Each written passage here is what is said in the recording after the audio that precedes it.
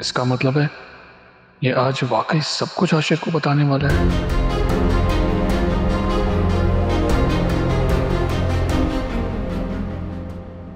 अस्सलाम वालेकुम। मुझे तो अब तुम्हारे सलाम का जवाब देना भी गवारा नहीं है। ऐसी क्या गलती हो गई मुझसे? आइंदा तुम ना मेरे ऑफिस आओगे ना मेरे घर। पेमेंट जहां कहोगे तुम्हें पहुंचा दी जाएगी। लेकिन इस नाराजगी की वजह जान सकता हूँ? एक शरीफ आदमी की इज्जत उछालना। शरीफ आदमी की इज्जत उछालना? पहली बात यह मैडम कि इस दुनिया में कोई भी शरीफ नहीं, और मैंने किसी की इज्जत नहीं उछाली। किसी की बेटी को घर से भगाना ये उसकी इज्जत उछालना नहीं है? आपको गलत बताया। मैंने हादिया से यहां तक कहा था कि तुम अपने अब्बू को मेरे लिए राजी करो। अगर ऐसा ना हो तो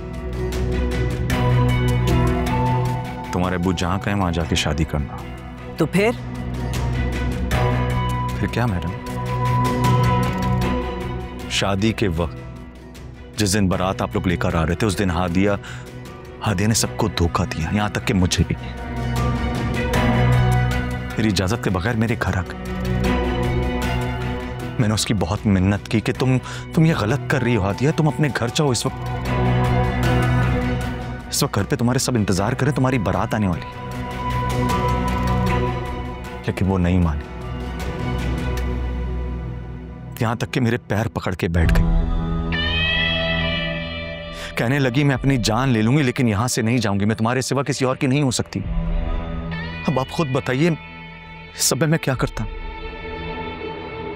क्या तुम सच कह रहे हो? 100% सच कह रहा हूं मैडम। अगर आपको मेरी बात पर यकीन नहीं है ना तो फिर घर आइए और अम्मी से पूछिए, अम्मी आपको सब सच बताएंगी।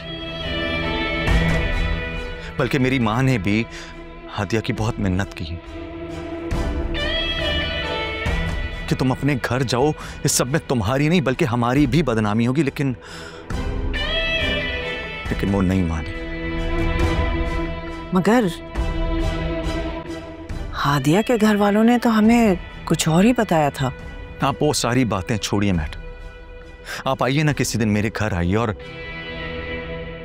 हादिया से खुद पूछ लीजिए।